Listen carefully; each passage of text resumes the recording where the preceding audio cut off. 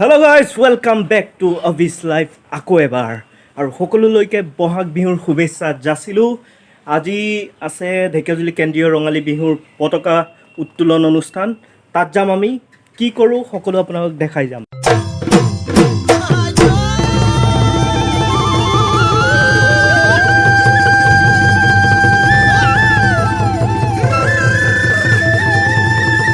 আহি পাই গ'লোঁ গাইজ বিহুতলী ৬৭তম ঢেকীয়াজুলি কেন্দ্ৰীয় ৰঙালী বিহুৰ পতাকা উত্তোলন অনুষ্ঠান আপোনালোকক আজি দেখাই যাম। চাই যাওক এণ্ড ষ্টে টিউন গাইজ। এয়া চাওক কিমান পতাকা আৰু মানুহ অহা আৰম্ভ হৈ গৈছে ইতিমধ্যে, বঢ়িয়া। চ' গাইজ দাদাহঁতে ধুনীয়াকৈ সজাই আছে, পতাকা উত্তোলন হ'ব আৰু অলপ পিছত। এয়া চাওক, ব'লক অলপমান ধুনীয়াকৈ দেখাই দিওঁ কেনেকৈ বনাই আছে। চাওক শৰাইখন কি ধুনীয়াকৈ বনাইছে খেৰেৰে, ওচৰত দুডাল পেঁপা আৰু ঢোল, বঢ়িয়া আৰু ধুনীয়াকৈ সজাই আছে। আৰম্ভ হ'ব আৰু অলপ পিছত।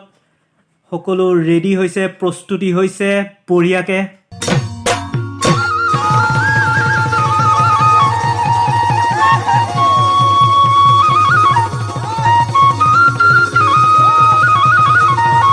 চব পূৰা ষ্টেজ বনোৱা হৈ আছে, পূৰা বনাই আছে। আজি ৰাতিৰ পৰা কাৰ্যসূচী আৰম্ভ হৈ যাব আৰু মজা। মহান শ্বহীদসকলক সুঁৱৰি ইয়াত শ্ৰদ্ধাঞ্জলি জ্ঞাপন কৰা হ'ব। বিশিষ্ট ব্যক্তিসকলে শ্ৰদ্ধাঞ্জলি জ্ঞাপন কৰিব শ্বহীদসকলক। এয়া চাওক বিহুৰ কাৰ্যালয় আৰু ৰেডি হওক। মুখ্য আকৰ্ষণ ৰ'ব, আপোনাক দেখাই আছোঁ কোন আহিব, ষ্টে টিউন।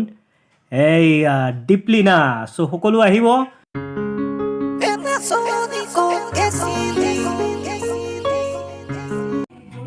এই মাইনাকেইজনী চাওক কিমান ধুনীয়াকৈ সাজি কাচি আহিছে, তিৱা নৃত্য নাচিব। চ' পূৰা ৰেডি হৈ আছে, দেখাম আপোনালোকক, একদম দেখাই যাম সকলো বঢ়িয়াকৈ। এয়া চাওক গামোচা ৰেডি কৰিছে বিশিষ্ট ব্যক্তিসকলক সম্বৰ্ধনা জনাবলৈ।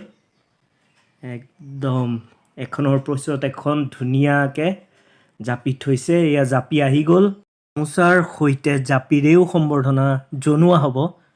চ' চব ৰেডি হৈ আছে আৰু লাহে লাহে মানুহ ভৰ্তি হৈ গৈছে। চাওক এয়াই চাওক কি ধুনীয়া অসমৰ জাপি, মৰমৰ। এয়া চাওক আজি আমাৰ এংকৰ পূৰা ৰেডি হৈ আছে, কেনেকুৱা লাগিছে? বহুত ধুনীয়া লাগিছে, বঢ়িয়া। বহাগৰ দ্বিতীয় দিন, সকলো মানুহ আহিছে। ইয়াত অনুষ্ঠান হ'ব অলপ পিছতে, আপোনালোকে চাই যাব।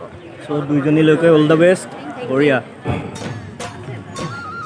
সকলোকে এই অনুষ্ঠানত সহযোগিতা আগবঢ়াবৰ বাবে অনুৰোধ জনাইছোঁ। সমবেত সংগীতৰ শিল্পীসকলক সাজু হ'বৰ বাবে অনুৰোধ জনাইছোঁ। এয়া চাওক পতাকা উত্তোলন কাৰ্যসূচী আৰম্ভ হ'ব। আমাৰ আজি ৬৭খন মূল কাৰ্যসূচী পতাকা উত্তোলন কৰা হ'ব। ইয়াত চাওক আৰম্ভ কৰা হ'ব। পতাকা উত্তোলন ৬৭খন ফ্লেগ একেলগে, উত্তোলন কৰিবৰ বাবে বিশিষ্ট ব্যক্তিসকলে।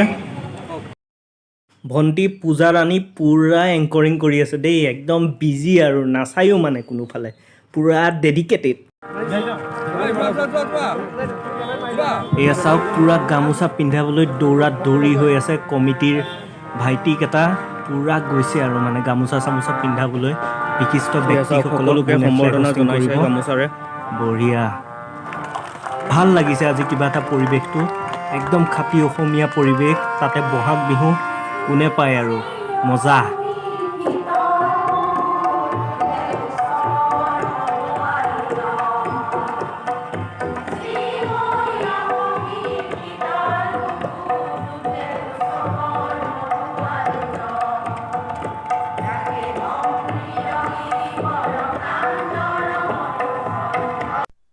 এয়া চাওক শ্বহীদসকলক শ্ৰদ্ধাঞ্জলি দিয়াৰ মুহূৰ্ত,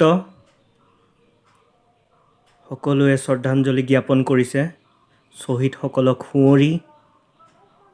সুন্দৰ পৰিৱেশ, বিহু নাচিবলৈ একদম নাচনী ঢুলীয়া ৰেডি। এনাউন্সমেণ্ট কৰিবহে লাগে আৰু মানে গৈ পেলাই পূৰা ফালি দিব আৰু এতিয়া। তিৱা নৃত্য হৈ আছে।